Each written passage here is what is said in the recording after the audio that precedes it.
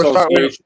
We're live now. Go ahead. This is the June 30th meeting of the Old Astoria Neighborhood Association. I am Richard Kazami, and I'll be emceeing this presentation. I'd also like to present our host, Victor Prado, who is helping us with all the technical aspects. We appreciate everybody who's listening in. Note that if you have any comments or questions that you want to ask, at the end of each section, I will notify you when we're going to be asking for questions. You can post them on Facebook or YouTube. We will see them here, read them out, and we'll have the presenters answer those questions. I want to go over a few things before we start. But first of all, I'd like to introduce Victor Prado. He is going to explain a little bit about what he does. Hey, and good night to everybody. My name is Victor Prado, and I have a social media marketing agency called Ninja Man Media. I'm just going to put up the artwork really quick here. That's my logo. So essentially what I do is I help small business owners leverage the power of targeted Facebook and Instagram advertising that generates leads to your small businesses for a very, very low monthly cost. My heart is to service and help small business owners because in our last Oana meeting, we see the importance of business owners are to developing the culture of our neighborhoods and our towns, and something that we can't lose, especially during these COVID economy, is our culture, and our culture is our small businesses. So I've positioned myself to use all of my technical know-how to kind of just give back to the community and hosting this event as well, but to just put myself out there. If there's any interested small business owner, just to reach out to me, or have any social media questions in general, just feel free to reach out to me. Okay, Victor is donating his time.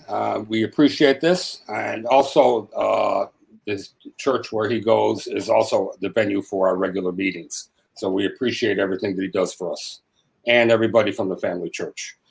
And speaking of small business, we've been quite busy recently, involved in the opening of restaurants. It's something that we got involved in. We released an op-ed on this subject, which was actually picked up by a lot of media. There was an interview done on PIX 11, the Greek paper, the National Herald, and the New York Daily News all published the op-ed. And then we had a private meeting with 26 local restaurants on Zoom on June 9th, where we came up with a structure plan as to what would work to help restaurants survive, what they were looking for. We presented that to the DOT. We hope to have some sort of a resolution from them on that within the next few days, actually. Okay, the mayor just announced that closure of streets in conjunction with open restaurants will start soon.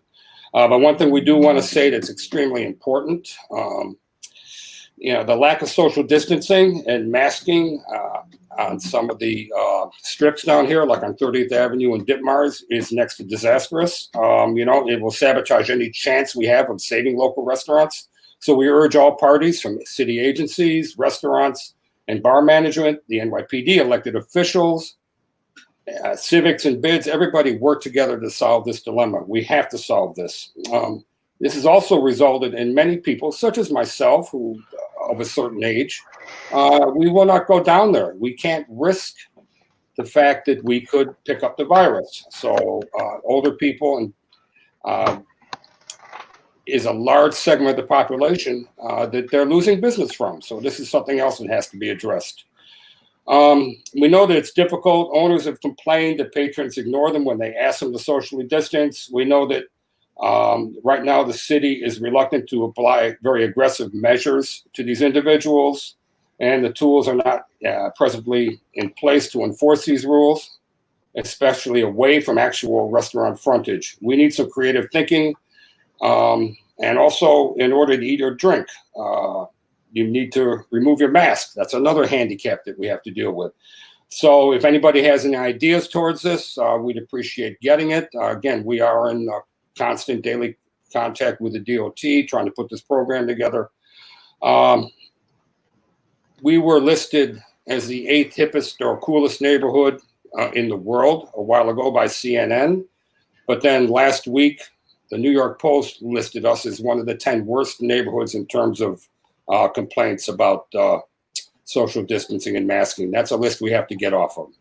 So I hope this is something we can all address soon.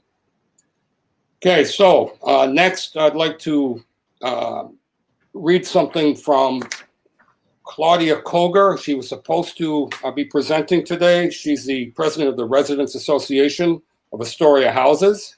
And she's got an initiative going on right now. She couldn't make it because of some timing issues, but she asked me to read this. So this is from Claudia Koger. Our children are incredible. We want every single one of them to know what they can achieve, that they can achieve anything they set their minds to. Education opens doors to tremendous opportunity. Our youngest need to know that they have a whole community behind them cheering them on. 3 years ago, the Astoria Houses community and communities throughout Western Queens partnered on an initiative that opens and funds universal college savings accounts for every child in the public schools when they enter kindergarten.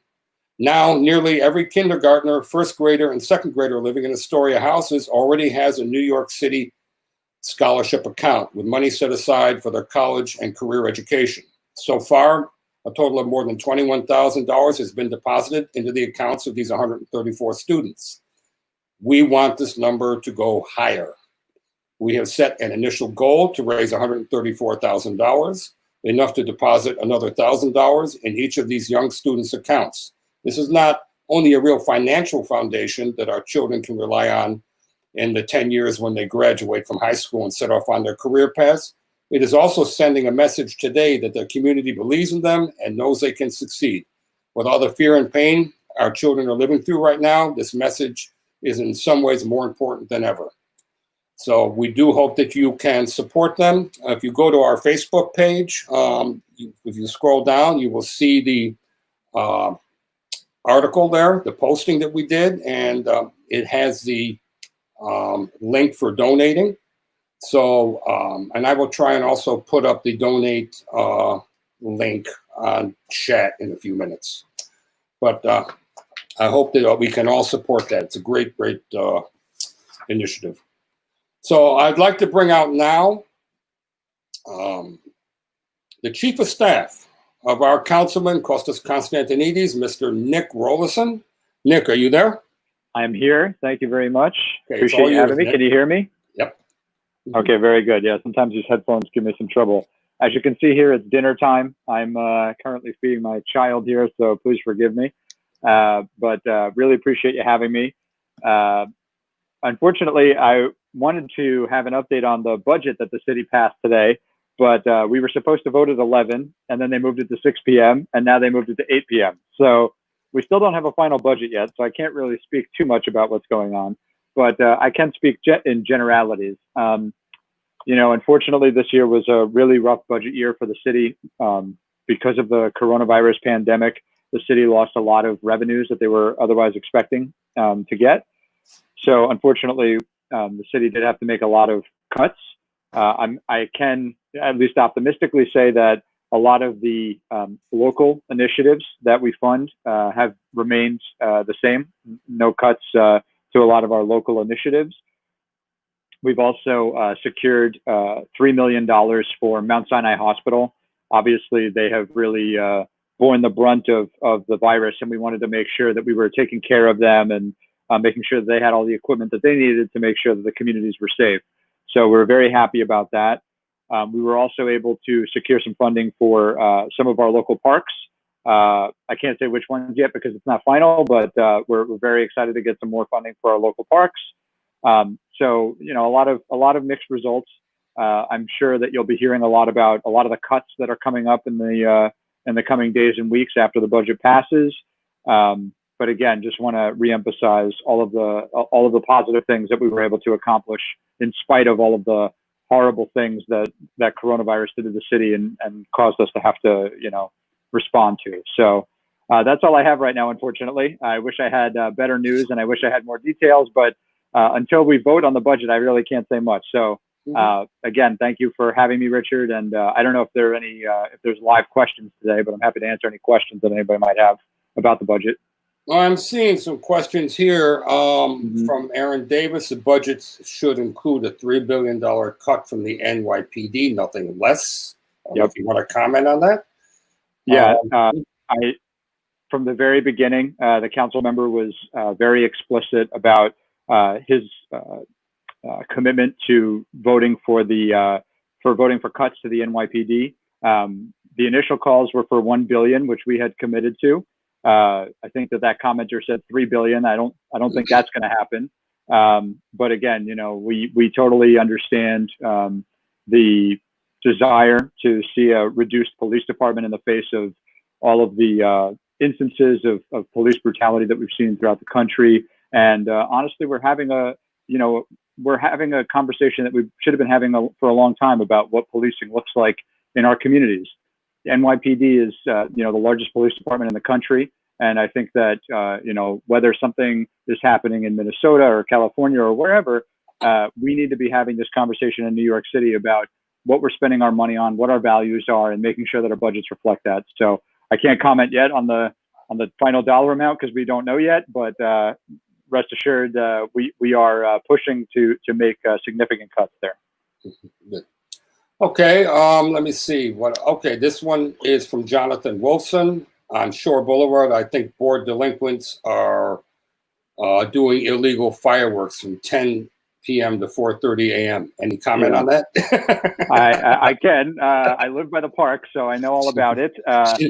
Me too. We have been in conversations with the 114th precinct about this. We have been working with the mayor's office to continue to close more streets. I know you and I have talked about this, Richard. We're seeing something unprecedented, which is that Shore Boulevard is closed. So now the people who are usually, on Shore Boulevard are moving up, to 20th Avenue or what have you. So we're in constant communications with the NYPD. We're monitoring the behavior, and as it comes up, we're trying to respond to it as best we can. Yeah, another thing that's actually coming up here. Another discussions. There are some people here that feel that Shore Boulevard should be kept closed to cars, and some say that it should be kept open. I know that historically, a spirited debate. Yes, I know historically, the Old Astoria Neighborhood Association has felt that, this closure should be temporary. Number one,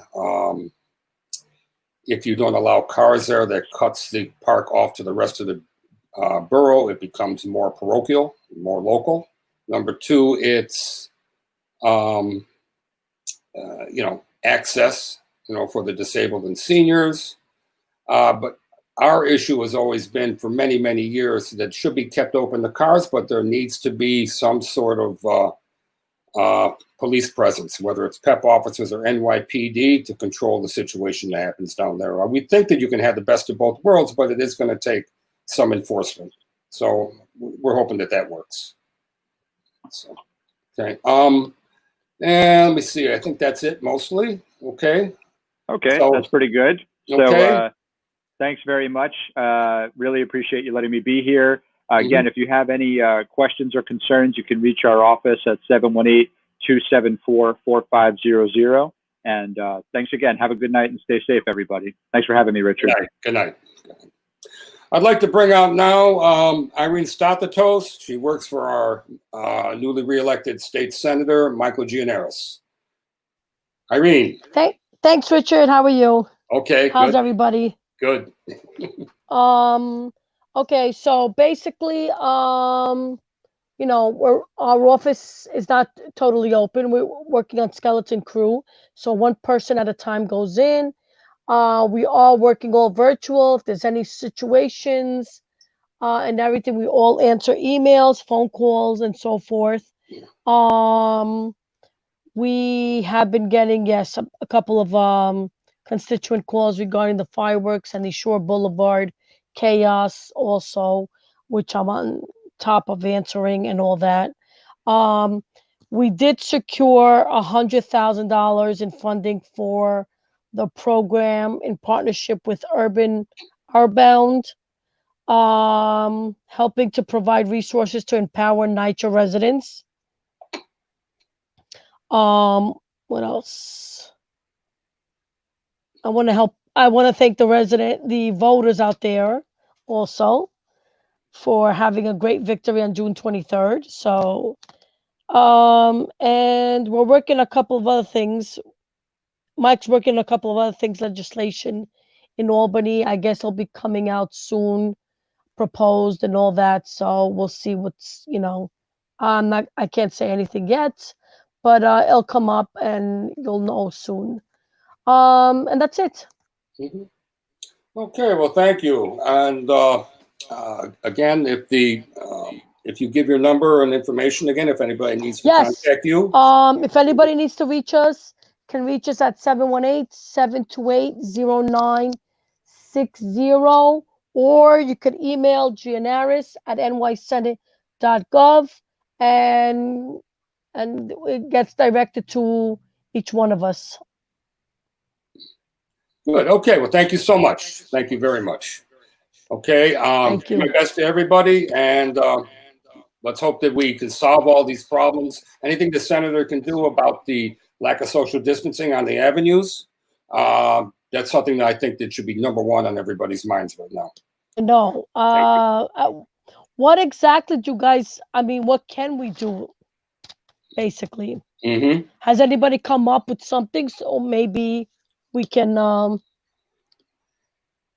it's education. I think it's education. I think that I think so too. It is younger millennials that are mostly doing this, and I know that the senator has developed a very positive relationship with that age group, so he should have some influence. So we hope that he utilizes it in the right way.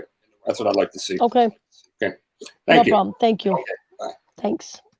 Okay, thanks. So now I have the great pleasure to present our New York City Queens Parks Commissioner, Michael Dockett, and our Community District 1 Parks Manager, Shirley Echevarria. So I'd like to let you guys just take it over from here. After there, any questions anybody may have, we will answer them after the presentations are done. Okay, thank you, Richard. So I'm Mike Dockett, your Queens Parks Commissioner. We're joined tonight by Shirley Echevarria. She's your local park manager, so she'll be able to answer any questions that I can't. She knows the ins and outs of your districts and your local parks very intimately. I'll tell you a little bit about parks. So the parks are open. We have had a number of amenities within the parks closed, but now adult fitness is open, athletic fields are open, golf is open, our spray showers and playgrounds have opened. And in phase 3, when we get there, basketball courts will open, the rims will be reinstalled, soccer goals will go back up, handball courts will open, tennis courts will open, volleyball, bocce, and dog runs will all open. That's coming in phase 3 when that gets announced. A little bit about when you come to the parks, we still expect people to social distance, not to gather in large groups, and to wear a mask when you can't social distance. So come prepared to use the parks, enjoy them, but bring your mask, try to social distance. We put staff out into the parks to really encourage the social distancing. We're giving out masks, that type of thing, to help keep everyone safe. We're doing well in New York, so we want that to continue. A little update from our recreation division. So beginning July 13th, they are going to be starting to do limited programming in parks. So they're going to be instituting a Kids in Motion program at Queensbridge Parks. It's going to include fitness, sports activities, games, and art. And all of their programming will follow the COVID-related restrictions, right? So they'll be wearing masks, socially distancing, working in small groups. And then let me tell you a little bit about our capital program, what's happened. So when we went into the pause, all construction projects around the city went into pause as well. Now, when we got into phase 2 and the construction was allowed to start again, many of our capital projects that were already in construction prior to the pause began to start up again. So in your district, we have 3 projects that are in construction that have begun again, and that's Geppetto Square, the construction of the Equa Volleyball courts. It's the Astoria Park Anchor projects, that's Charybdis Playground and Spray Shower, as well as the Comfort Station. Now, we also have 3 projects that are in procurement and 6 projects that are in design. So we don't have updates for these yet, right? So as they negotiates their budget and they review the capital budget, I'll learn more about the status of those projects. So the 3 that are in procurement are the reconstruction of the seawall at Hallett's Cove, the reconstruction of the baseball field in Whitey Ford, the reconstruction of the multipurpose play area in Hallett's Cove, reconstruction of the shoreline damaged by Hurricane Sandy in Ralph DeMarco Park, the reconstruction of the synthetic turf in St. Michael's Playground, the reconstruction of the pool filtration system at Astoria Pool, the Whitey Ford Field softball, seawall reconstruction, the reconstruction of the entire playground at Gorman Playground, and the reconstruction of the handball courts at Hallett's Cove. So those are designed. So more to come on that as we get more information from Office of Management and Budget about how to proceed with all of our capital projects going forward. So perhaps Shirley has something to add, or we could take questions. Let's start with Shirley. Good evening, everyone. Yeah, good evening. So as the commissioner said, just to piggyback off him, we are open. We do have areas that are still closed. With the budget as well, we have an impact on our staffing. We have reduced numbers in staffing. So you might see a long turnaround in terms of a park getting clean or a playground or trash removal. We are getting to the sites. We're trying to service them as best as we can, but with the reduced number in staffing, it is a bit difficult. We do want to let people know that although the playgrounds are open, we are not sanitizing the playground equipment. So we do want to encourage the public to make sure that when the kids are using the site, that they, one, again, are wearing the mask, 2, are social distancing, and that they are washing their hands or avoiding touching their face, as we cannot, disinfect the play equipment. Other than that, a lot of the some of the constructions that he had mentioned in Geppetto, which I did speak with the resident engineer, is about to be turned over back to us very shortly. They're thinking about a few more weeks. So hopefully before the end of, as we get into the July months, which would be a nice space for people to go play and hopefully get some people out of Astoria so we can encourage more social distancing. Other than that, I don't have any other updates, but if there's questions, I'll be happy to answer. Shirley, could you do one thing? Could you explain to the audience exactly what CD1 encompasses? And also, do you have any contact information if they need to reach out? Sure. So Community Board 1 encompasses Astoria, parts of Long Island City. We also have the Dutch Kills area. So in total in the neighborhood that we oversee, that the staff that I have that oversees that particular district, there's about 20 to 25 parks and playgrounds that we maintain. With that, we have about 40 staff that is responsible for maintaining all of it. So we have a broad area. We go all the way from St. Michael's down to Astoria, all the way over to Queensbridge, and all the little sites in between. I can easily reach either via email or I can be contacted on my work phone, and I'll give you that number. I can call, leave me a message, or text. It's 347-203-5738. Thank you. I have a couple questions before I go to the chat here. One question is there, and this is, I know this is an interagency issue because it's also with the DOT and I think also with, I don't always remember all the letters, the water, okay, environmental protection, yes. The flooding on Shore Boulevard. It's been a constant issue for many years. I'd like to know what the status of that is. There was construction at the location several months ago. They did go out and I believe they piped out the sewer line that was there. They repaved the path as well. Since then, we haven't experienced any flooding. So we're hoping that whatever they did, I believe they changed the pipe or widened the drain pipe, but we haven't had flooding. We've been monitoring it ever since we have heavy rain. So we're just crossing our fingers that hopefully that this is going to be a permanent repair. Okay, good. The second question is, and this is for either of you. I have heard that they want to divert some of the NYPD budget to, there's a bill right now in the council to divert it to PEP officers. I've lived in, been around the parks for 25 years here, and this is something that up until recently, we never had PEP officers here, up until this last year under COVID. And it's just been great to have them here. I think it's a big advantage, and our Astoria Park now is one of the premier parks of Queens, or New York City, as far as I'm concerned. Gets a lot of use. As a matter of fact, I think it's just amazing that the fact that after finally they did the renovation in the track, the first year they come back, we end up with this COVID issue. So it actually was very fortuitous because a lot of people needed that outlet, and it was great that we had the access to it. So again, what can be done to get PEP officers down here? We really need them. In the past, they always went to Corona Park or Forest Park. And the other thing is, and this came up in a meeting last night that I was with Shirley, actually, and did she find out anything about the status of the kayaking? That kayak pier, I had heard the feds basically, because of its proximity to the ferry, said no more. It will not be a kayak launch as had been planned. So, do you have any more on that?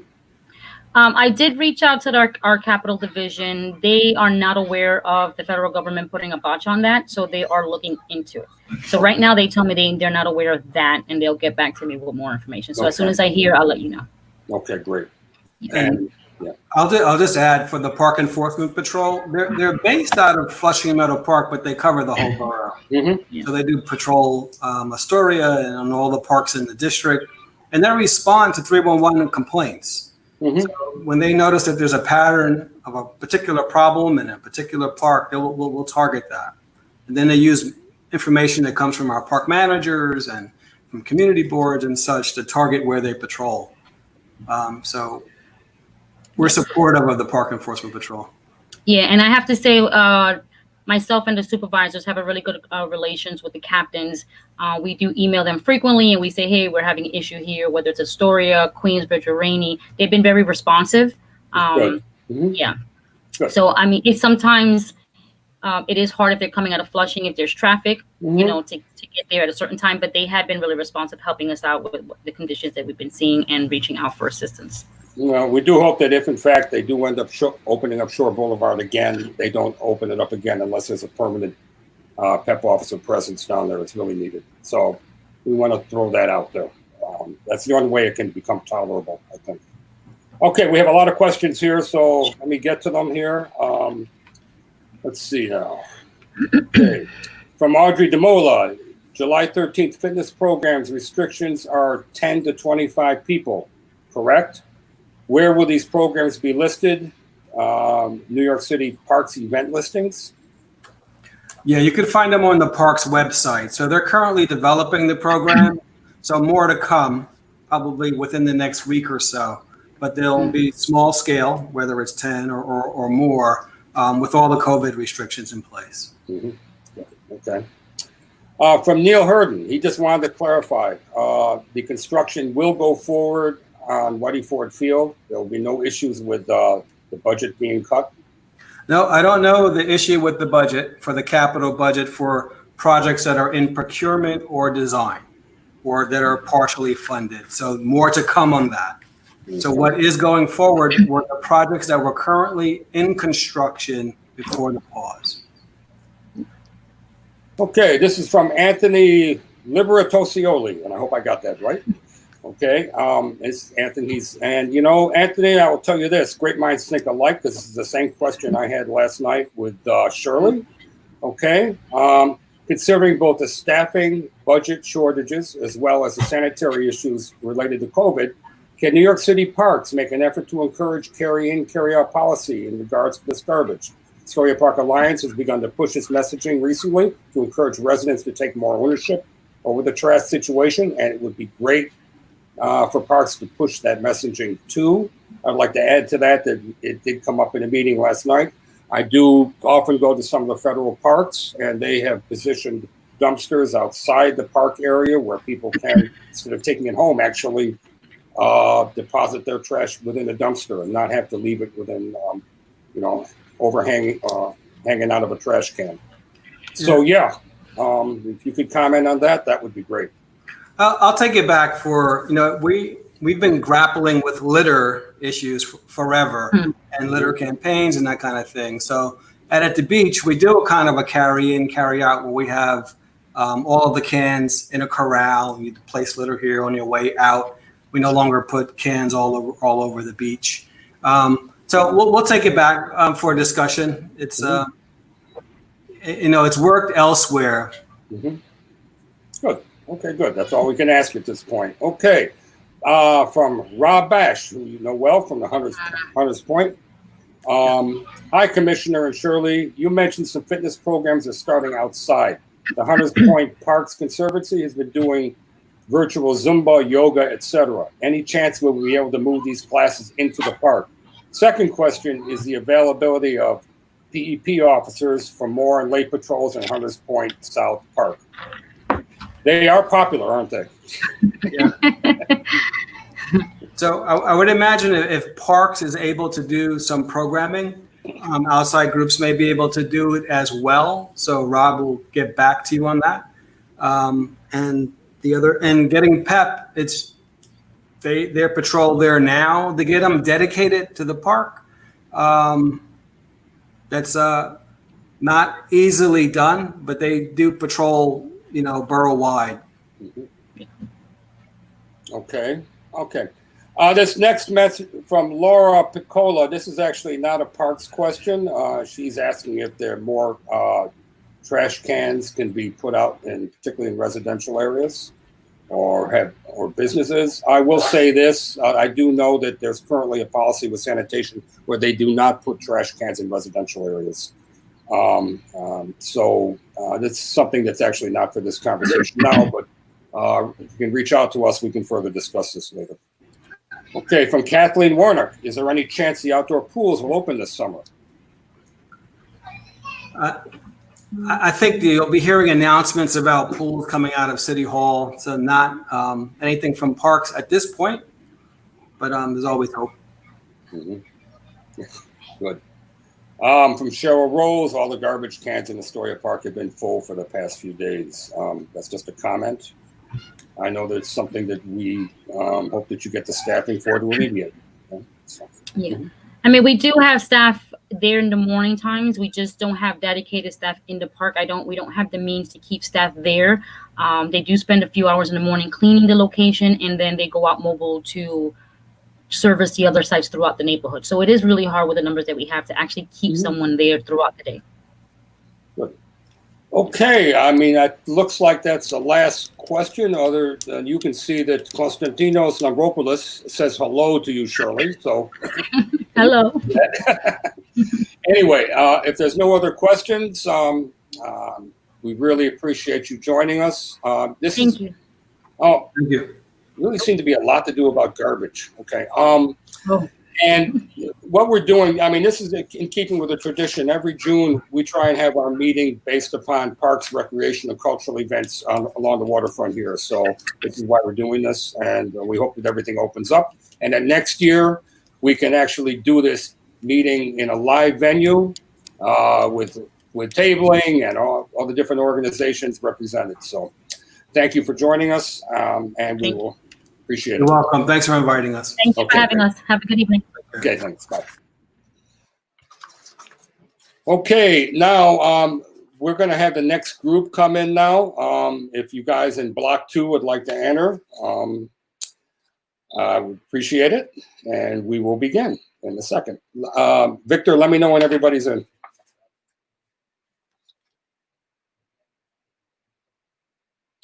By the way, we'll tell everybody here that I did put the link in the under comments for the for being able to donate to the fund, the Astoria Houses, for their scholarship fund for the children. So you should find that in there. It's pinned to the chat, so if you're watching it on YouTube or Facebook, it gets highlighted in yellow. So you could just look back in the chat and it'll be yellow.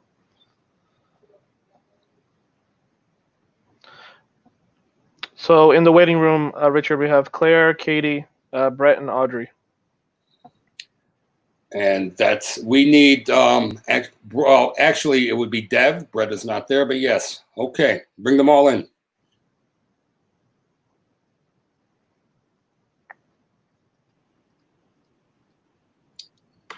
Hi, folks. Aloha. Hey. Hi. Yes, Hey. Good. Hi. Oh, Brett, you are here. Oh, okay. You made it. Yep. Great. Okay. All right. So the next section is more, we'd like to start with a discussion of Green Shores. When I first became Parks Chair at the Community Board, one of the first people that I reached out to and that we had a good relationship with, it was Green Shores, and run by Katie Ellman. And it's just one of the first organizations, as far as I know, whose mission statement was the betterment of the waterfront here. So they've done a lot, everything from Long Island City right on up through Astoria, Newtown Creek right on up to Lystra Creek. And we'd like to have Katie explain a little bit more of what goes on with the organization. I will also say that congratulations are in order. Katie was just appointed as co-chair of the Parks Committee of Community Board 1. So congratulations. Okay. And Katie, take it away. Great. Thank you, Richard, for having Claire and I. Claire Doyle is also a founding member and vice president of Green Shores, in addition to all of the other amazing things she does in the community with OANA and beyond. I wanted to share a very brief presentation, and let's see how this goes. Let's see. Okay, I'm going to be adding it now. There it is. Cool. Okay. I can see it. So thank you for that introduction, Richard. Let's go back. So Green Shores is an all-volunteer organization, and as Richard said, our focus is on the Queens East River waterfront. So our mission loosely is to ensure an equitable access to the entire Queens East River waterfront from Newtown Creek in the south to Bowery Bay in the north. Here's a brief agenda. So we grew out of Partnerships of Parks and City Parks Foundation Catalyst Project starting in 2005, which brought together stakeholders around the waterfront, people that were doing work as individuals, park stewards, organizations, civic organizations, and parks-based environmental groups came together. I joined as an individual, and Claire joined as a member of an organization called Arrow. We established ourselves as Green Shores in 2007, incorporated as a 501c3 in 2015, and officially we're tax exempt in 2017. So you can see our scope here in this map, and all of the yellow are the waterfront parcels that we currently and actively advocate for and try to amplify through our partner organizations. Our goal has always been to get people to the waterfront and on the water itself. And that has been through individual programming as an organization, but the main thing is all about collaboration. So we know Audrey and admire her greatly in the work that she does with Socrates, and we've worked and partnered with Socrates, since the beginning. Friends of Queensbridge Park, the Queens Library, Rainy Park Group, which is now defunct, Astoria Park Alliance, of course, Hunters Point Parks Conservancy. And the goal is to engage the community in a way that maybe they didn't think to engage our waterfront, and really connect people that live here and then visit to the fact that we are a waterfront community and what that means. And that means getting on the water, that means fishing, and also doing fishing clinics, catch and release fishing clinics for children and adults in the community. Coupled with that, we are strong advocates for our 8+ miles of waterfront. And since the very beginning, to highlight our waterfront and the communities that abut it, we have been doing vision plans and other projects to ensure that people have a say in what the future of our waterfront will bring. So here are some examples. The map and guide was released in 2008, and we're slowly working on an updated version of that. Our waterfront vision plan was released in 2011 after an exhaustive community visioning process with the Trust for Public Land. Bridging the Creek on the lower right was a project dedicated solely to activating the Queen side of Newtown Creek to really pay homage to the Newtown Creek Alliance and all of the heavy lifting and amazing work they did on the Brooklyn side. And then in the center, you see the Rainy Park Community Needs Assessment. And we presented and delivered a vision plan for Rainy Park last year. So by the numbers, we are all volunteers. You'll see at the very bottom, we don't have any staff. We do this because we live here and we love the community. And it's a little selfish because who doesn't want their community to be better? But we have, in the course of our existence, now it's bigger than 80,000 volunteer hours, definitely more than 200 events. And the number of gallons of shoreline trash removed has increased exponentially since Anthony from the Astoria Park Alliance has taken over that, what was before the pandemic, frequent shoreline cleanup. So, you know, hats off to Anthony for picking that up and really having that take off so wonderfully. Coming up next, next Tuesday, we're partnering with the Sierra Club and Oceana to do a virtual film panel and Q&A for the story of plastic. And that's information I can put in the chat that can be shared. It's also on Facebook. And that you watch the film by yourself, and then you can join the panel discussion. And that panel discussion will include representatives from TerraCycle and the Sierra Club. And anyone is welcome to submit questions. And the reason why we wanted to get involved in this screening is because the major thing that we would always pick up and know from our shoreline cleanups was the tremendous amount of plastic that is discarded. Lastly, we are entering next stage of visioning, which is the Lystra Creek visioning, which we had hoped to hold visioning sessions, but the pandemic happened. But we're starting a soft start to that by doing a survey and trying to engage the community in the best way possible.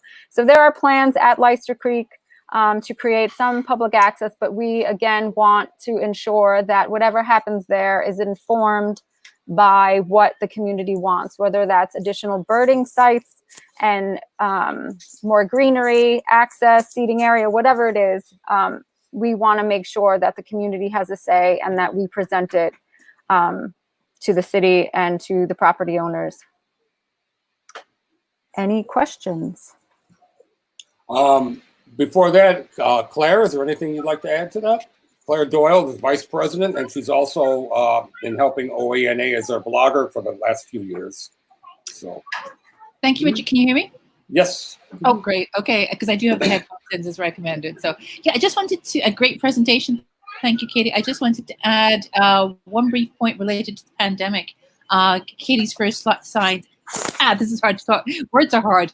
Katie's first slide referenced equitable access. And I think if there's one lesson out of many that we can take from the pandemic is that we all love and need our parks. We've seen parks become living rooms for many residents, recreation areas for many residents. But something that we have been aware of since we started doing community vision with Green Shores is that it's not always easy for everybody in the community to access parks. And OANA is particularly aware of this and concerned about it because, for a couple of years, Richard, you've been talking about accessible subways. Like many people take the subways to get as close to the park as they can. It's not easy to ride the subway for many people. So something to think about, like how, as we're going forward, as society is moving forward, how do we make parks more accessible for everyone? Just a thought. Great thought. Good. Okay. And Richard, thank you for all that you do, Richard. Well, thank you. I appreciate that. Also, before I go any further, I also want to give a shout out to Kathleen Warnick. She's actually in the audience right now, but she is Katie's co-chair, actually more focusing on cultural. But congratulations, Kathleen, too. So, okay, questions. If anybody has any questions, let's see. Okay, from...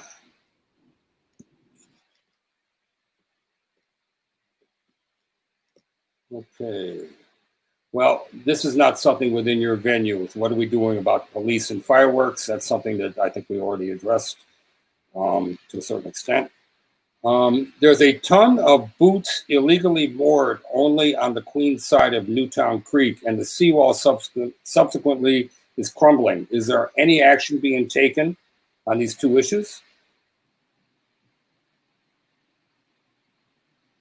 If those are the person that is writing that, they should contact 311 when they see things like that, just if it's an immediate safety concern.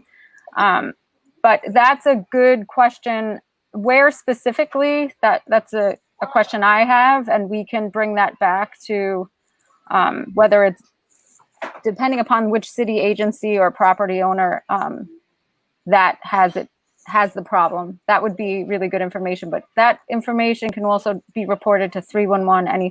Anytime you see something that's dangerous or unsafe, it should be shared and it will get to the proper city agency. If it's a private property, a private area, then that's different. But I'd be interested to know where specifically on the creek. Okay, actually, she said right up from the mouth of the creek. I just got that message. Oh, so that part of the part of the park, then where the kayak launch is? Well, if she answers quickly, yeah, no, okay.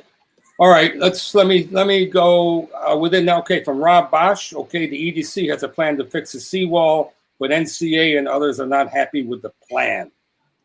Okay, so that seems to. I'm assuming the seawall has something to do with the boots. So. Okay. All right. Couple of questions. Couple of people here asking, how do we contact Green Shores and how do you volunteer? You can email us at mail@GreenshoresNYC.org. If you are on social media, you can follow us on Instagram, Facebook, and Twitter. And you can go to our website, GreenshoresNYC.org. We are going to be revamping our website soon, but it is still there. We welcome any and all volunteers.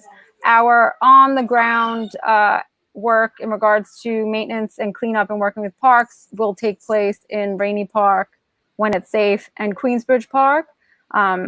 Rob is here and Anthony is here, and they head amazing volunteer organizations in Hunters Point South Park and Gantry and Astoria Park, and they're doing a phenomenal job. And we try to fill in with the parks that don't have as large or as active volunteer armies. Armies, well put. Good. Okay. And Laura did say it's off of 53rd Avenue. Okay.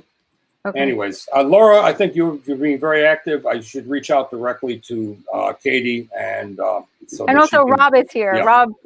And Rob, yes. The and Rob. Eyes and ears of that area. Okay, Rob. I'm happy to help in any way. Rob, if you want to give your on the feed, put your contact information also. Maybe they can reach out to you if you like. Okay. Okay. And there seem to be many questions again about garbage. So this is basically telling me we have to bring the Department of Sanitation down here for the next meeting. So, okay. I think it'll be that'll be definitely a good move. And last from Rob, boats, Richard, that have been squatting there for many years, and hopefully they will be gone at some point. So, okay. At some point, yeah. Somebody said boots and that. I wasn't sure what that is. It could have been a nautical term that I had no idea about. So there's a ton of boots illegally moored, it says. So. Oh, that's been there long before we got involved. Good. Okay, are there any other questions? Okay, well, thank you so much. I think we have one more thing to do. I'd like to turn it again over to Katie. So I promise this is the last time you'll have to hear me talking tonight. no, but you talk great. So I just wanted to express gratitude to Claire. She has been with this organization since 2005. I'm going to go to my next slide. Claire was one of the founding members of Arrow, and she'll talk a little bit about that, I'm sure. She also is a fierce advocate of environmental education and advocacy and recycling in our community. She's a trailblazer in that regard. And after many decades of calling Western Queens and Astoria home, she is will be moving back to her native Dublin in the coming weeks. So we just wanted to formally and publicly acknowledge her as an individual and as a really powerful and gifted member of our community. And, you know, we'll miss her being close or We'll in the miss you same too neighborhood. much. What am I going to do, Claire? I can't call you every day anymore. Or maybe I can still, you know. Don't tell him about WhatsApp. Claire, I Thank you, Claire. want to just reiterate what Katie was saying. Claire, we've been working together, what, 4 or 5 years now on OANA. She handles most of the blogging, particularly the cultural, and I handle more the political. She does more the cultural. And you're going to be really missed by everybody. But, you know, there is a virtual world. We're proving it right now.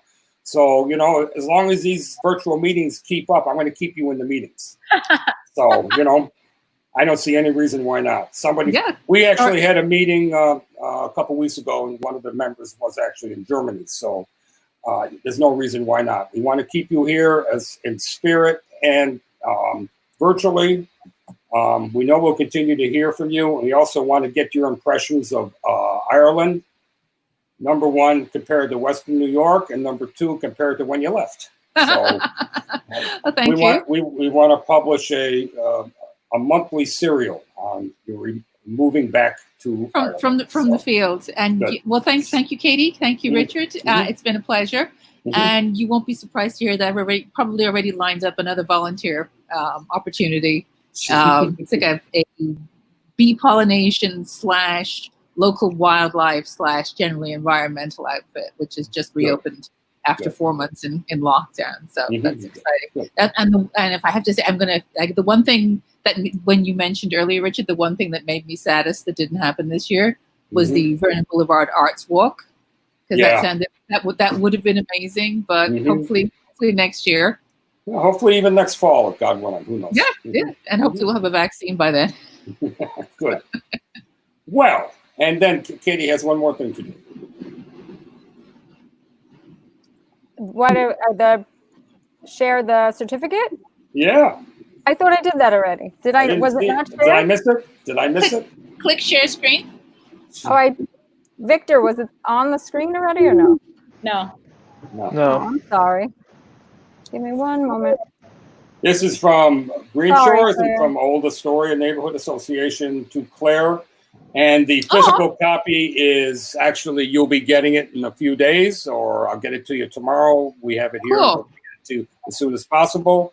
I guess I'd like to read this. The Old Astoria Neighborhood Association in Green Shores, New York City presents this certificate of achievement that acknowledges Claire Doyle for appreciation of her commitment to the Western Queens neighborhoods of Astoria and Long Island City in her roles as Vice President of Green Shores, New York City, and blogger for the Old Astoria Neighborhood Association, for her talent and tireless work to advance environmental education and park stewardship and highlight the arts, culture, and history of our community.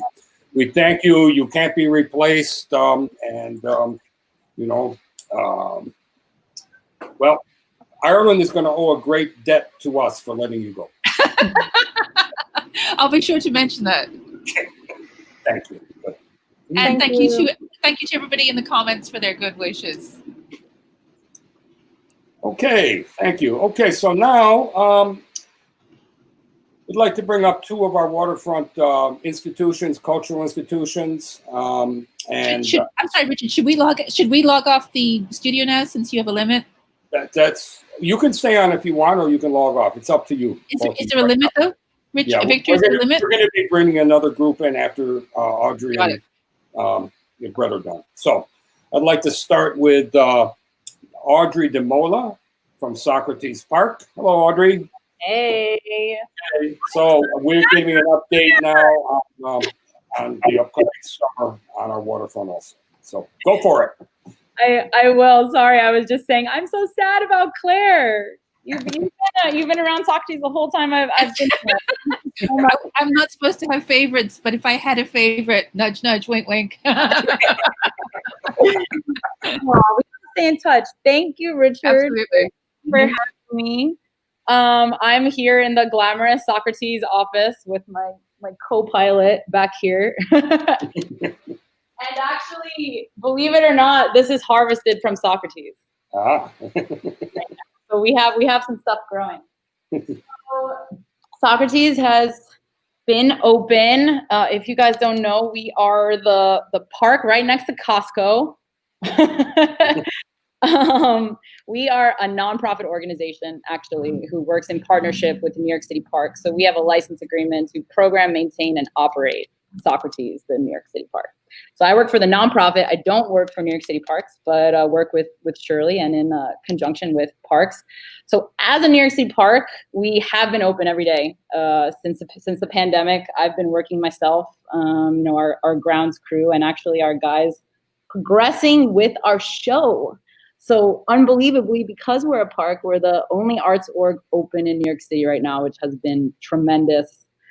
And really a joy to hold this space for people in the neighborhood. And we hear so many thanks, and we're just grateful to provide the space to everybody.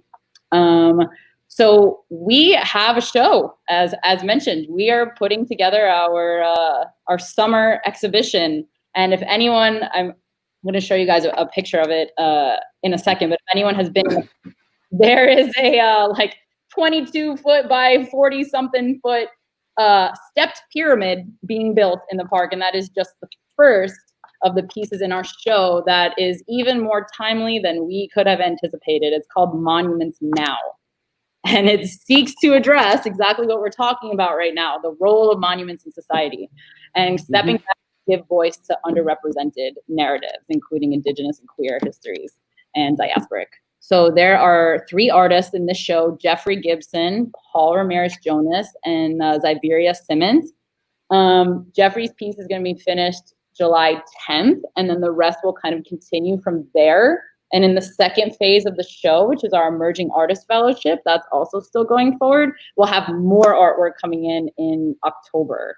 So the park is open. The art is being produced. I'm gonna share my screen super quick, and please excuse my atrocious desktop. Sorry. All Okay. right. You can put it full screen, and then I'll add it. Awesome. Cool. I'm good. Yeah. Good. Can you guys see it? Yes. Yep. All right. So literally, this is in progress. So this is by Geoffrey Gibson. He is of Cherokee Choctaw descent. And as you can see, this incredible Technicolor ziggurat with this amazing supportive messaging, including respect indigenous land, in numbers too big to ignore, powerful because we're different. It's really a gift to be bringing this artwork to life right now. And can I click on this? I want to show you Geoffrey really quick. This is Geoffrey. And so in conjunction, here's our model, our rendering of this piece. In conjunction with this piece and also 2 of the other pieces, we're going to be doing a little bit of virtual programming because we have, I'm going to go back here, stop. Because the park is open, we're not putting a huge emphasis on virtual programming, obviously, but Jeff has curated 3 Indigenous-led performances, which will be coming up. He's also going to be doing a virtual tour of the piece. So you guys can check that out on our social media, which is Socrates Park. SocratesSculpturePark.org is our website. So that's really exciting and in a kind of different direction than we would usually go. The tour is July 16th, the virtual tour. And that first performance is from Laura Ortman. She's White Mountain Apache, an amazing electric violinist and performer. She's going to be performing with and on Jeff's Ziggurat. So that's July 22nd. In the park itself, we have our Hellgate Farm stand, which has actually been operating since the beginning of May, as part of the essential services of food. And this is a hyper local. You guys want to support your local food system. Hellgate Farm is a network of literally farm areas in residential areas and on rooftops. And they have a farmstead, which is on 14th Street. So they're fantastic. That is that is the most local that you could possibly get. They're also joined by Wilk Apiaries, Tom Wilk, and those are also hives that are housed in Hellgate and other areas. You can get honey. So I would love for you guys to come by 10 to 2 every Saturday. Composting very deeply, grievously, unfortunately, is suspended, and want to just like show you guys this. I'll drop it in the comments. Not sure if that's mirrored or not. But because of COVID-19, the free residential organics program and the program that we offer usually every single day in the park has been suspended.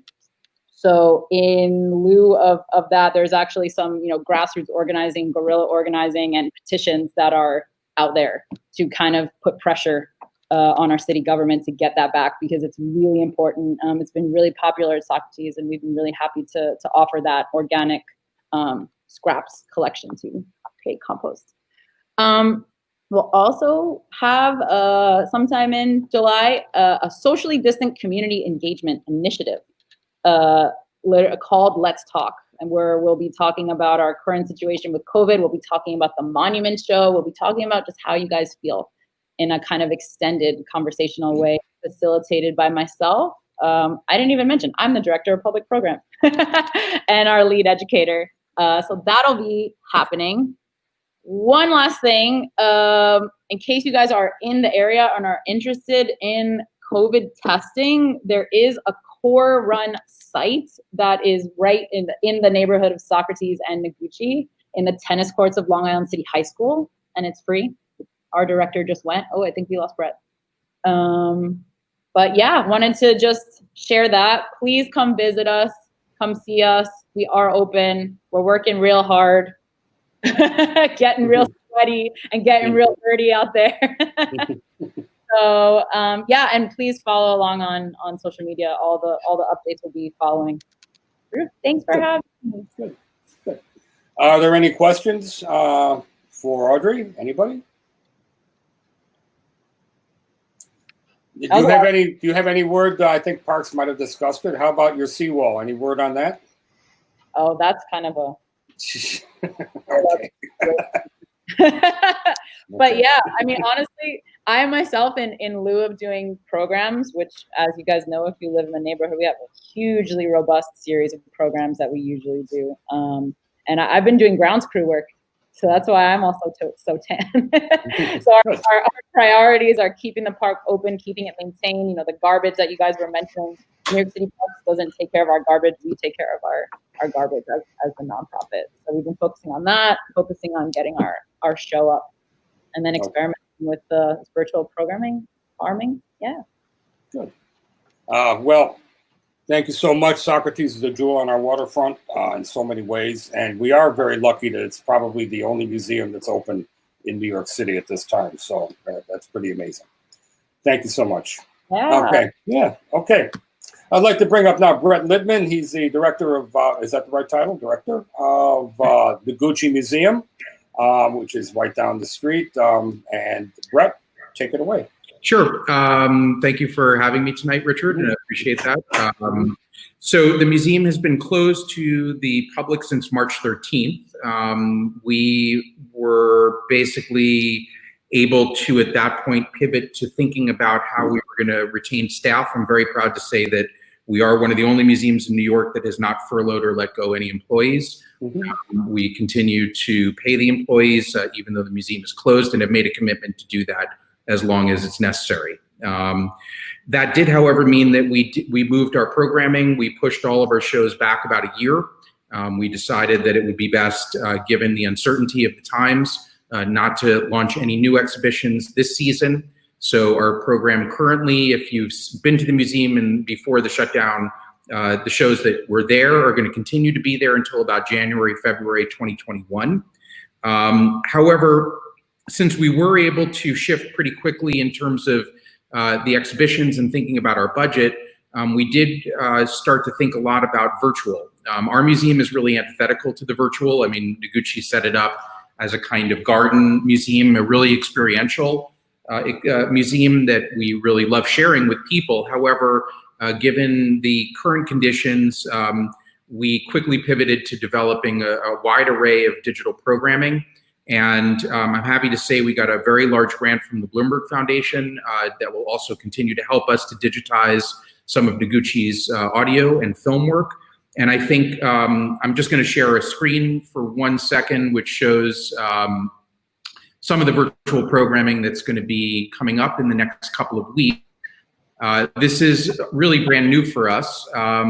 We've been doing a series of not only online programs with our education department, we've also been working with schools, summer schools, our senior population, groups with developmentally challenged populations, and we're trying to bring as much as we can online so people can have an experience with the museum. These are all free and open to the public. There's a pretty wide variety of different kinds of programming, and we're very, very happy to be able to continue this. It does allow us to really bring the Noguchi Museum to a broader public, not just the public that comes through our doors. That said, we also have been developing a series of programs that we are calling Distance Noguchi, or Noguchi at a Distance. We're not exactly sure. We're going to be doing some very long films. We've started shooting them now. There'll be 12 hours in duration of the museum from daybreak to nightfall. And we'll be putting those online, and people can watch the birds coming back, the starlings at about 6 o'clock at night, and really feel the physical experience of our institution, even though the doors are not open at the moment. In terms of running a museum during a pandemic, not the most easy thing I've ever done in my career. Obviously, bringing people into enclosed space to look at art. Socrates, our good friends across the street, obviously have an open air gallery, which is wonderful. We also have a garden, which helps us a little bit. But we have been focusing a lot on how to make the museum safe. We've changed all the HVAC filters to MERV 13. We've set up a whole series of protocols for cleaning. We do want to really ensure the safety of not only our guests, but also our staff. And so when we do reopen, and right now it looks like that would be sometime in September after Labor Day, we will be going to time tickets. We'll have 2 sessions, a morning and an afternoon session. People can sign up. They can buy the tickets online. We're really going to have to discourage people walking up, because we're going to only be able to have about 40 people in the museum during each session.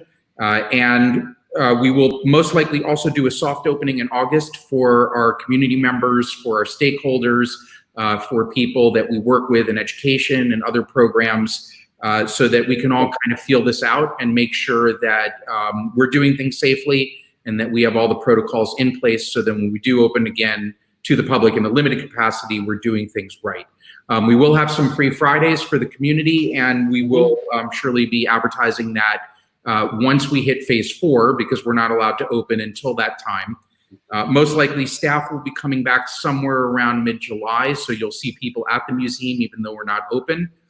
We have been selling Akaris, our business with the paper lanterns from the warehouse.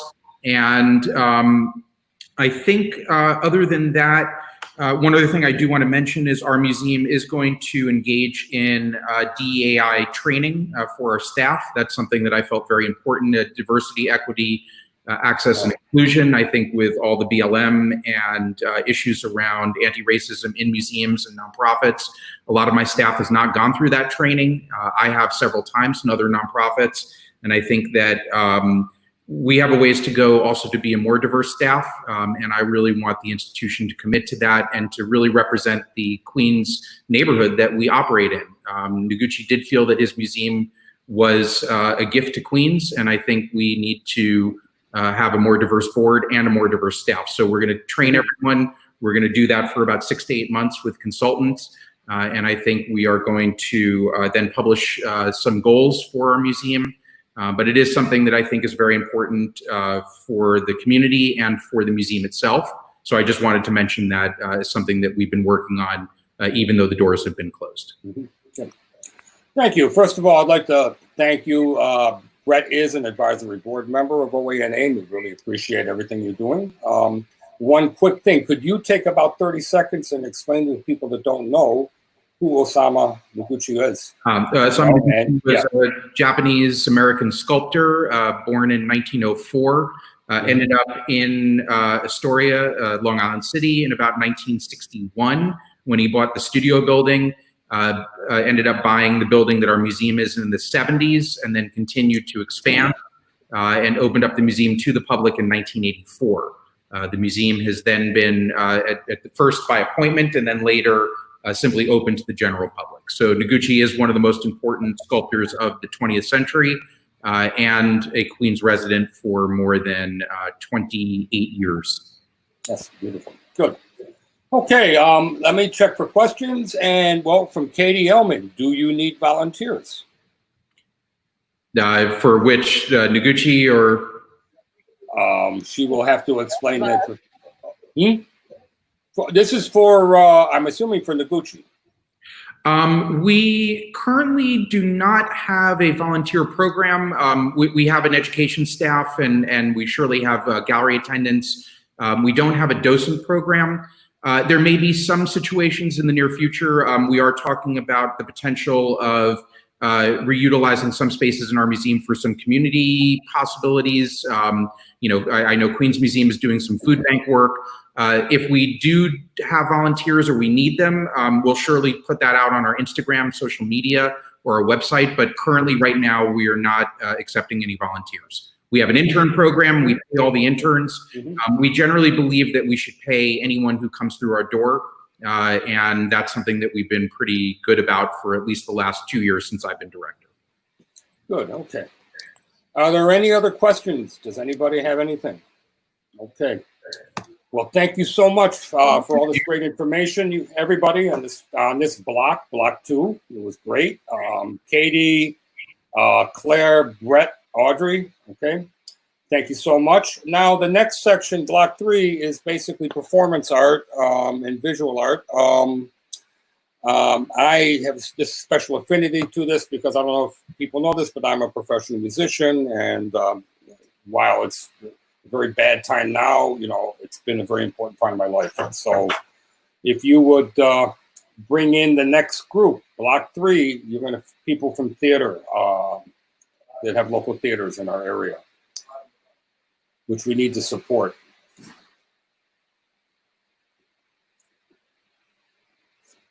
So Victor, how we doing? Doing good. We have the Astoria Film Festival ready. We have Tony Foy, Nina Fiore, Michelle Orols, and Dev Banderin. Are they all available? Yeah. Well, Okay. 3 of them are. We got Dev, Tony, and the Astoria Film Festival. Okay, let's start with Tony. Tony Foy from the LaGuardia Performing Arts Center. Good morning, good afternoon, good evening. Good afternoon. Good. It's wonderful to be here. It's great information and to hear from our brethren, our arts brethren and community leaders is fantastic. Good. So why don't you tell people a little bit about what your organization is and what you're doing during the pandemic, and go from there. Okay, so LaGuardia Community College hosts LaGuardia Performing Arts Center, which actually is one of the largest theater complexes in Western Queens. We have several projects. Of course, because of the pandemic, we are not doing any theater within our building because, of course, theaters are not open. I think that's probably phase 4, but we've been doing some really wonderful things, I think, and being a lot more creative because we have to be. So our organization has been dedicated to social justice and having theater, using theater for conversation, to create conversation, and also to help develop artists, young artists, new artists. So we have a couple of programs that I really like to highlight. One of them is the Rough Draft Festival. And the Rough Draft Festival was created a couple of years ago by our associate artistic director, Handan Azbiljan. And this project is taking exactly what it's said, rough draft, projects that are in the development stage. We're not looking for production ready material, but this is to help artists, whether it's dance, music, or theater, but we've had mostly theater, create a piece and develop their piece. They get their use our theater and have rehearsal time, they have tech time, and it has been such a successful program. Of course, it's been postponed for this year because the pandemic hit right as we were about to open. However, because this is such a creative group of people, we've had a couple of folks who actually experimented with bringing their projects virtually. And since we are dedicated also to social justice, this was a program about gerrymandering. It was completely interactive and challenging for someone like me, because I'm much better on Zoom now because I have to be. However, it was fascinating and interesting to see a quick adjustment that artists could do, and us providing that space and platform for that. So we have, it's usually a 2-week festival. What we did do is there was a couple of projects, and one particularly that we did that was more was dance, and actually had a dancer do workshops. So along with the presentation, there's also workshops and always talkbacks and interaction. The other project that we work is called the Cuny Dance Initiative, and the Cuny Dance Initiative, which we host, is primarily for choreographers and companies. We provide space, rehearsal space, as well as performance space for them to create their works or tighten up their work. And this is, both of these, you have to apply to these programs. And then, because of course we don't have as much time as we would love to do them. So these were the two I really wanted to show. And so during the pandemic, what we've been doing is we've actually added music, and we've done that during Zoom. We also are really trying to continue to be connected with our community. And so we had a series that actually ends tomorrow. Tomorrow's the last day, which is about preparedness in emergencies, which of course is very timely. So that's been hosted on Zoom. We're actually able to stream. We have to stream some of our archival programs, which we invite you to see. It's like the end of our winding down, but we're all very, very busy being our whole team working tireless. I can't even say the word. Tirelessly. and become even more creative in the new platforms, knowing that we may not be able to open until 2021. And been pretty, I would say, not more than pretty, very successful in what we've created and what is going up. Right now, it's a time for us to think about where we're going next with our projects, and hopefully by September we will have more projects to present to you, and some will be live, some will be archival, taped, and definitely interesting and exciting.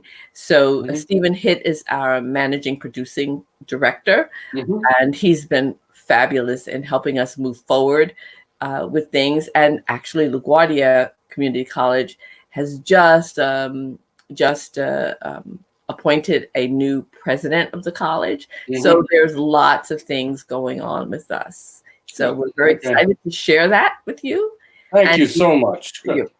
A couple of things quickly. Do you have contact information, website and phone number? Okay. Our website is lpac.nyc, and you can find us on Facebook, Instagram, Twitter. We're on all those sites. There's no one at the office right now. We're all working remotely, but you can jot down this number for when we get back to the office. It's 718-482-5151. Okay. Great. Okay. Well, thank you. Oh, by the way, one quick question. What is the theater itself physically? What's the capacity of it? Well, we have two theaters. The capacity of our main stage is 742 seats. Okay. And I wish I had the whole, it's a huge stage. And our other theater, which is called the Little Theater, it is 199 seats. Okay. Yes. Okay, thank you so much. Okay, really appreciate it. Any questions from anybody? I know that if you look in chat, you'll find the phone number and the web address. Is there anybody else that has a question? No. Okay, well, thank you so much. Okay. Thank you. See you soon. I know you've been a great supporter of ours. We see you almost every meeting. So next, is Nina available? Victor? Hello. Yes, hi, Nina. Okay, this is Nina from the Astoria Film Festival, Nina Fiore. So take it away, Nina. Thank you so much, Richard, for having us on. We appreciate it. I'm the founder and executive director of the Astoria Film Festival. We're a nonprofit. We have a film festival, 3-day festival in May, usually in the Zucker Theater in Kaufman Studios, that we postponed till October because of COVID, and we're hoping we can have it in October, but we're currently preparing to go digital with our festival if that isn't possible. We had a mini festival, so part of our work is education and outreach, especially for youth, and especially for underrepresented youth voices that we'd like to bring into film and media production, connecting them with local filmmakers and trying to give them an idea for future careers. So we had a bunch of youth films that we wanted to still show. They were very excited to see their work. So we were able to do that at the Bel Air Diner Drive-In in May. So we had a little mini festival for the kids as a drive-in, which was really very cool. So that was a great experience. But and then we work in schools and we have community-based workshops for youth, and we of course had to stop that with COVID, but we've continued some of those in Zoom, and we're continuing to make more digital programming because we've been contacted by some of the schools for September that they'd like to continue with us if we can do it online, because even if they reopen, they're not really going to allow a lot of outside groups in, just to make sure that they're able to keep track of who's in and out of the buildings. So, excuse me, we are digitizing as we speak. Also, some of the kids who have been with us for the past 3 years have become our junior instructors now. And because our instruction work kind of stopped, we've created a junior advisory board that they're on, and they've been helping with kind of a lot of the digital production. So they've been interviewing festival filmmakers for the upcoming festival, and we've been posting those to social.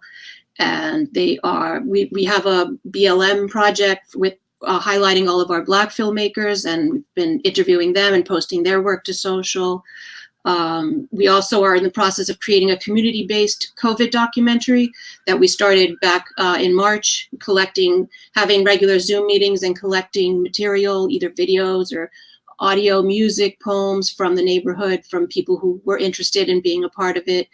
So we're putting that together now. And then also we've been contracted by some local nonprofits. We're helping out with their projects, video projects, including Cuny Law, the Environmental Division. We're doing a documentary with them about social justice and environmental justice. Kaufman Arts District, their 100th anniversary, history of that. The New York City Tourism Board. So this is all being done by these kids who, kind of grew up with us and they're all in film programs in colleges around New York, but they're all Queens kids who, we're happy are a part of our board now. So they're our junior advisory board. And to say that if any nonprofits or local businesses need help with film projects, we're happy to assist them. So, reach out to us. We are very flexible in if we can help out the community. So it's AstoriaFilmFestival@gmail.com. And we're at AstoriaFilmFestival.org.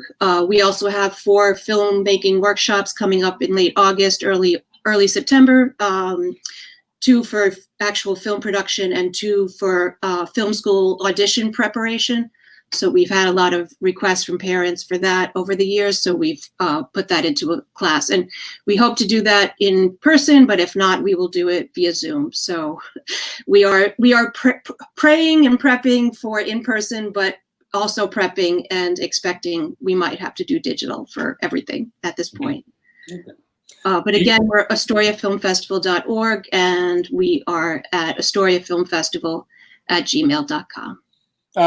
Great. One question. Do you ever do any work with the Sinatra School, since you're right next door to each other? Yes, we were, a lot of the students that are now part of our junior advisory board, excuse me, came from Sinatra. So I was helping out at Sinatra for a while, and in their film department, obviously. But the schools we've been working with Zone 126 in IS 126, and with Global Kids in Q300 and Bryan High School. We were also just about to start at PS 166 and and PS 85 and growing up Green Charter School. We just started the first lessons in March, and then everything went on hold. Yeah, everything's on hold, but we're going digital so we can get back in with them come September. Definitely. Well, you're planting very valuable seeds in the community. It's very important, and particularly with some of the communities around here that don't have opportunity. It's the same as a musician. It's great when we can do the same thing. It's very fulfilling, and it keeps our craft and trade alive. So. I mean, I'm born and bred in Astoria, working class immigrant parents. And, I had a television production career, but it was hard to get into because you just didn't grow up knowing how to get into it. So it's very much why I want to, help kids who want to do that, figure out how you do that. Great. So it's been good. It's been good. Thank you so much for joining us. Are there any questions that anybody has? Okay, well, thank you so much. Okay. Thank you, Richard. Take care. Please make sure that you keep us in touch with us as to what's going on, so we can. Yeah, if you need any help from us, reach out, please. I'm happy to help you. Take care. The wheels are spinning. Okay. Yeah, there's a lot. Bye, guys. Thank you. Okay, next I'd like to bring up Michelle Pucci Oroz, assuming that I'm pronouncing this correctly. Is that good? Yep. Hi, Richard. Very good. Hi, how are you? I'm good. This is from Head Wall Theater, so take it away. Yeah, so I'm Michelle Pucci Oroz, the producer and artistic director at Head Wall Theater Company, which I founded in 2018. And we were renting space at the Greek Cultural Center doing live plays. And our last play was in March, just before the pandemic hit. And then, of course, as everybody knows, everything kind of changed. And so had to kind of just shift my focus and like think of things that I could do to keep theater alive. So on May 23rd, we did a production called Echoes of Ireland, written and directed by Brian C. Petty. And it's a series of interrelated monologues. We wanted to just offer you guys the opportunity to watch it. We still have it up for another week. And I can give you that link if you want. I'm really at this point, just because I know that for us, we had to cancel a few shows for 2020. And so we know that obviously because of COVID-19, there wouldn't be any live shows until at least 2021. But we are definitely trying to do more virtual performances. And, you know, part of what Headwell Theater Company is about is just giving opportunities to actors, because I have a really big place in my heart for them because they work so hard and it's so hard to get work for them. And I just love actors and theater. Good. Yeah, I can give you those links in the private chat if you want. Yeah, send them in the private chat, then Victor will put them up in the regular chat. So. Okay. Good. Okay. Good. Where are you located exactly again? So right now, Are you? We're new. So we were just renting space in Astoria at the Greek Cultural Center, and we don't have nonprofit status yet. So that's one of the things that we want to try and do this summer. Good. Okay, great. Yeah. All right. Are there any questions that anybody has? Okay, let's see if we can get the information up. Yeah, let me copy. This is the link to the show, Echoes of Ireland. And our website is headwelltheatercompany.org. We have a question actually from Kathleen Warnock, who Kathleen, just so you know, is the cultural chair of the community board, and she is basically a how can I put it, the major source of information for Queens Theater. So and we're lucky to have her here. Is Headwell a member of the League of Independent Theaters? No. Yeah, no, it's not. And maybe you guys can talk together. Maybe you can find out it's appropriate for you to get involved in. So. Yeah, I'd love that. Absolutely. Kathleen, it's Kathleen? Yes, Kathleen. And she says, are you umbrellaed under anybody for your 501c3? As a matter of fact, that's a financial sponsorship. We actually do that as OANA for a few different organizations. Oh, really? Yeah, like the Whitey Ford Field people, we're their fiscal sponsors. So, but I'm sure there are others that Kathleen probably knows within the theater community too. So that's something you can do right now, because it takes a while to get your 501c3. So. Yeah, no, it's definitely been a learning curve for me. It's a lot of paperwork to kind of sift through. So yeah, I would love to reach out to Kathleen, and you know, I'm glad she brought that to my attention. Good, Kathleen. Maybe you can give her a call. You got her information. Okay, she put it up, so we all connect. Okay. Thank you so much for joining us. Thank you so much, Richard. Okay. I really appreciate it, and all of your support that you and Claire have done for me. It really means a lot. So yeah, what are we going to say about Claire leaving? Is there anything you can say to get her to stay? I wish. I'll cook every day for her. She's so lovely. I'm going to really miss her a lot. So. Okay. Well, thank you so much. Thank you. Thank you. Okay, we'd like to bring in now from the Astoria Performing Arts Center, Deb Bondurant. Deb, are you there? Hello, Yep. How are you? 2 days in a row. How are you? It's nice Good. to see you again. Yep, Thanks for having me. Sure. So, I know Astoria Performing Arts Center very well. I'm very close to the second director you have, Taryn. So, and we've done a lot of work together in the past. So, yes. And So why don't you take it away? Explain to people who the organization Sure. is, and where you're located. Okay. So we go by the acronym, which is APAC. So that's what you might hear a lot, APAC. We are about to celebrate our 20th anniversary, if you can believe it. The first performance of the company was in September of 2001, right before 9/11. I joined the company in 2014, so I was not there then. We are a multifaceted place. We do basically 2 to 3 main stage shows a year, usually a play in the fall or the winter that showcases the work of a new playwright who's just getting noticed in the New York scene. And then we, by and large, do a large-scale musical in May, which is really like our capstone event of the year. It draws our largest number of people. It usually has the largest number of people involved. And needless to say, we were in plans to cast that show the day before the Broadway theaters closed.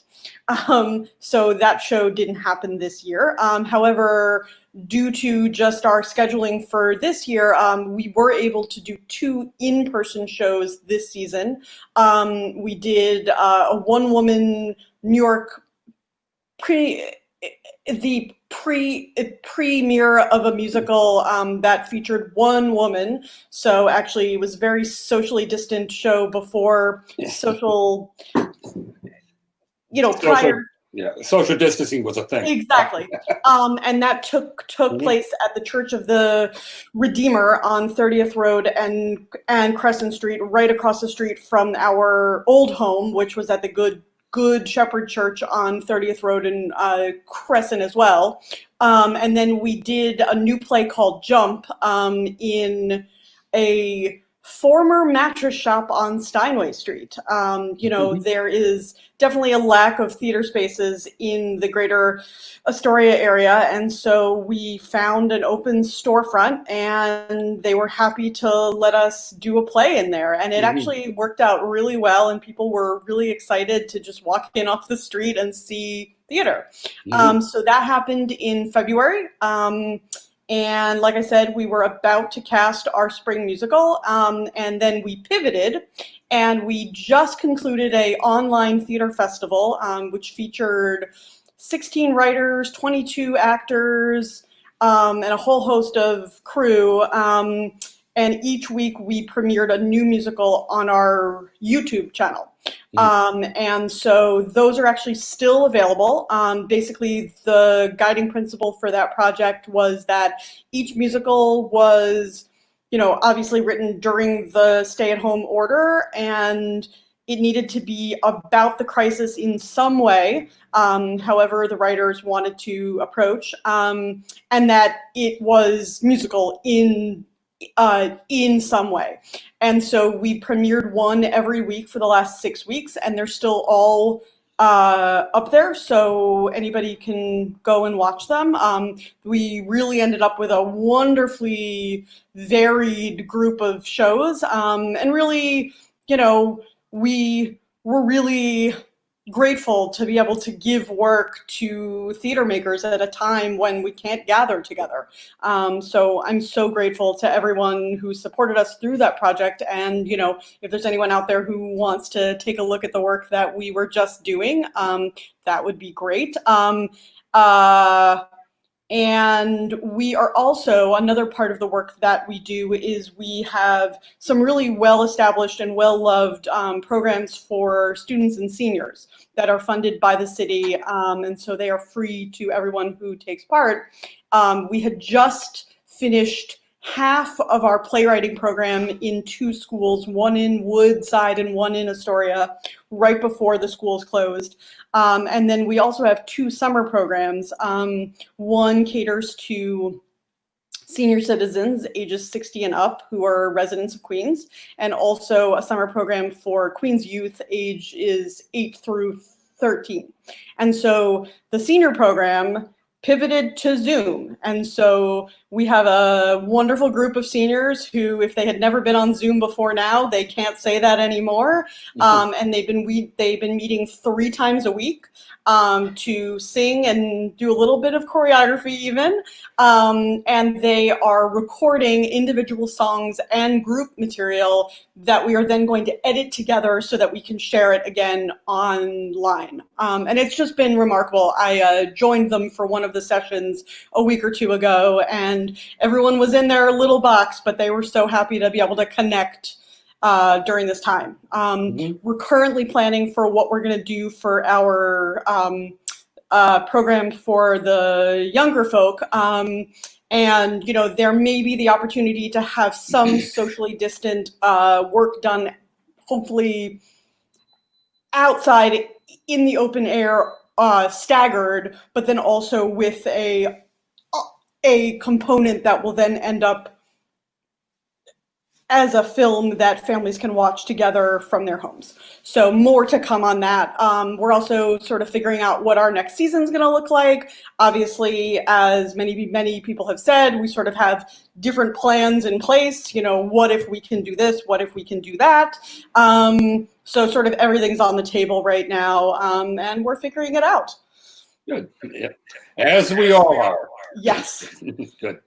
Good. Well, thank you so much. Do you have any contact information? Yes, definitely. This is our website.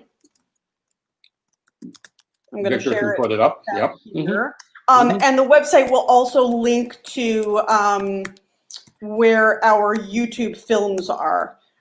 So if you go to the website, just like on the front page, you can click and be taken to the 6 short musicals that I was just talking about. By the way, briefly too, are there any projections towards a new space that you can call home permanently? There are a lot of chats happening. You know, nonprofits are in a weird place right now, as everybody has been talking about, in terms of not knowing when we can gather again. But it also gives us some opportunity right now to take some time to try to, you know, go down some of those roads and see what might pan out. So as soon as there's anything we can officially announce, we certainly will. You know, when I joined this company in 2014, it was amazing that we had the space that we had at the church. And so we've been a little bit of a moving company since, but we're still here and we're gonna find where we land. And we're just really grateful to everyone for the support that they've given us for the last 20 years, really. Okay. Yeah. And thank you for what you've done for the community too. Thank you. Yeah. Good. Good. Okay, let's get it up. And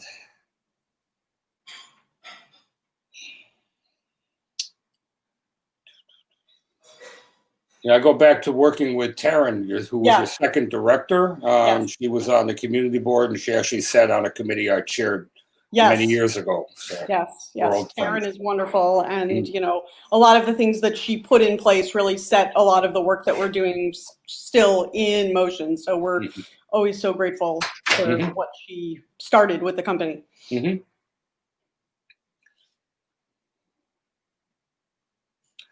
Good. Okay. The website is up, so if people want to take a note of that, okay. You're also doing the.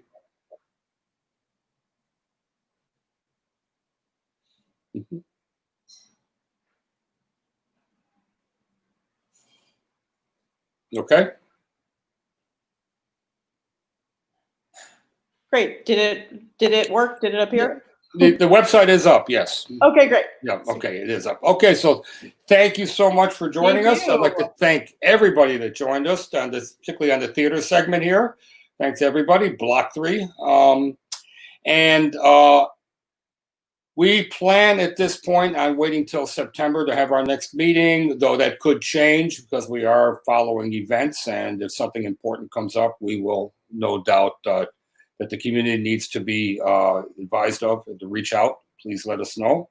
And again, if you have things that you want to talk about, please let us know. You have issues that come up, hopefully we can help address them. Again, I want to thank everybody. I want to thank Nick Rollison from Councilman Constantinides' office, Irene Strathos from Senator Michael Generis. Queens Parks Commissioner Michael Dockett. Queens Parks Manager Shirley Echevarria. Katie Ellman and Claire Doyle from Green Shores. Audrey Dimola from Socrates.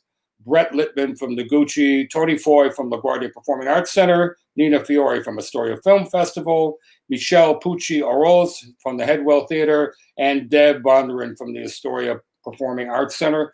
Thank you for joining us, and stay safe, everyone. Follow all the rules. Wash your hands, safe distance, wear your masks, and see everyone soon. Till the next time. Thank you.